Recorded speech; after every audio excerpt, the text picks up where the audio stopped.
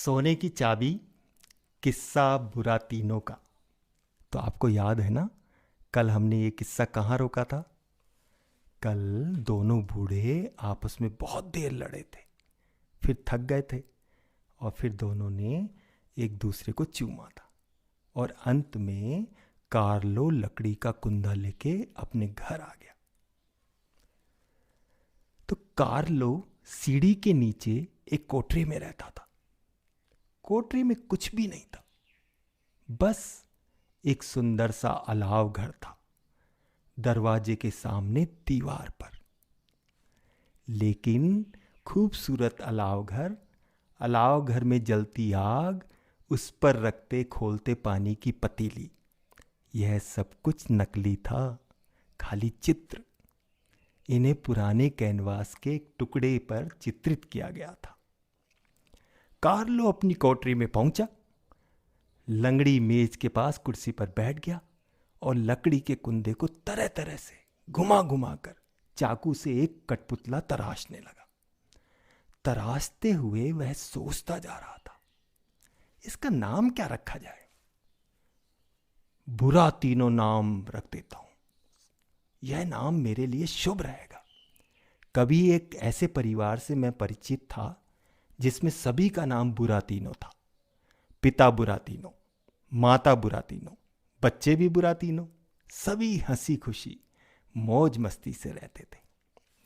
सबसे पहले उसने नक्काशी करके बाल बनाए, फिर माथा, उसके बाद आंखें।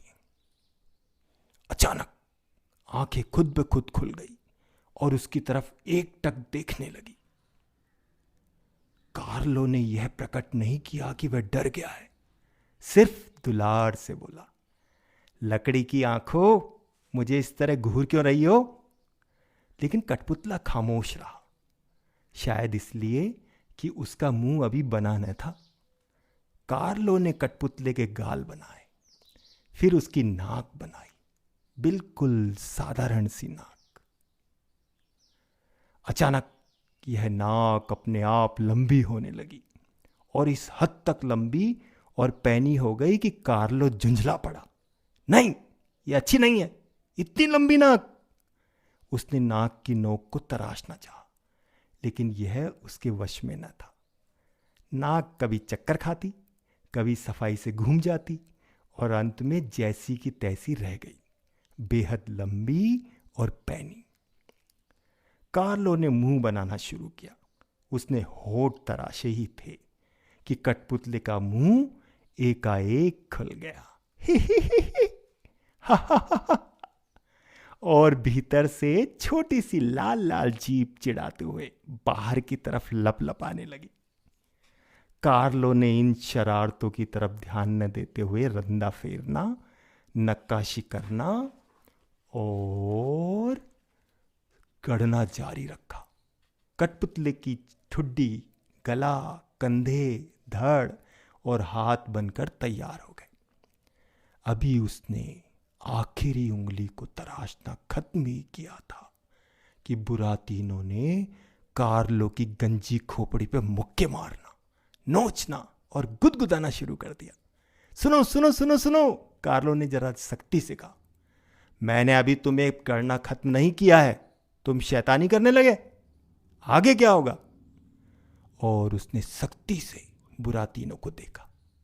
बुरातीनों चूहे की तरह अपनी गोल गोल आंखों से पापा कार्लो की तरफ टुकुर टुकुर देखने लगा। कार्लो ने पतली खपच्चियों से उसकी लंबी लंबी टांगें बनाई और उनमें बड़े बड़े पैर जोड़ दिए। यह काम खत्म करके उसने कठपुतले को जमीन पर खड़ा कर दिया ताकि वह चलना फिरना सीख सके। बुरातीनों अपनी पतली पतली टांगों पर ठुमकता हुआ अपने कदम रखने लगा। एक कदम, दो कदम, फिर सरपट सरपट दरवाजे की ओर बढ़ा, लपक कर दहलीज पार की और एकदम सड़क पर आ गया। कार्लो घबरा कर उसका पीछा करने लगा। ओ नन्हे शैतान, लौटा! लेकिन वह कहां लौटने वाला था। बुरातीनों सड़क पर भागने लगा, बिल्कुल खरगोश की तरह। उसके लकड़ी के पतले पतले पत्थरों पर ठक ठक ठक ठक करते जा रहे थे। पकड़ो पकड़ो इसे, कार्लो चिल्लाया। राहगीर भागते हुए बुरातीनो की ओर इशारा करके हंस रहे थे। चौराहे पर तिकोनी टोपी लगाए, कड़कदार मूछों वाला एक भारी भरकम पुलिस वाला खड़ा था। भागते कठपुतली को देखकर उसने झट से पैर फैला दिए, जिससे पूरी गली जाम हो गई। बुरातीनो उसके पैरों के बीच से निकलकर भाग जाना चाहता था, लेकिन पुलिस वाले ने उसकी नाक पकड़ ली और तब तक पकड़े रहा जब तक कि कार्लो वहां नहीं पहुंच गया। जरा ठहर तो, अभी तुझे ठीक करता हूं, हाँफते हुए कार्लो ने कहा, और बुरातीनो को पकड़कर जैकेट की जेब में डालना चाहा। बुरातीनो यह कतई नहीं चाहता था कि ऐसे खुशहाल दिन उसे औंधे मुंह सबके सामने जेब से टांगे निकालकर छटपटाना पड़े। उसने फुर्ती से पलटा खाया, सड़क पर लुढ़क गया और ऐसा बहाना किया जैसे मर गया हो। अरे अरे, पुलिस वाले ने कहा, लगता है मामला गड़बड़ हो गया। भीड़ जमने लगी। लोग जमीन पर पड़े हुए बुरातीनो को देखकर सिर हिलाने लगे। बेचारा, कुछ ने कहा, शायद भूख से। कार्लो ने पीट पीट कर उसकी जान ही ले ली। दूसरों ने कहा, यह बूढ़ा बाजे वाला अच्छा इंसान होने का ढोंगी करता है, यह धूर्त है, दुष्ट है। यह सुनकर मुच्छड़ पुलिस वाले ने अभागे कार्लो का कॉलर पकड़ लिया और घसीटते हुए उसे थाने ले गया। कार्लो गुस्से से पैर पटकता हुआ खुद ही कोसने लगा। हाय हाय, मैंने लकड़ी का लड़का बनाकर मुसीबत ही मोर ले ली।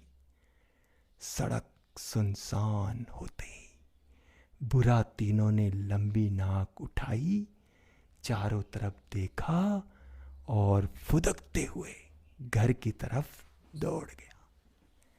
आगे की कहानी कल सुनेंगे।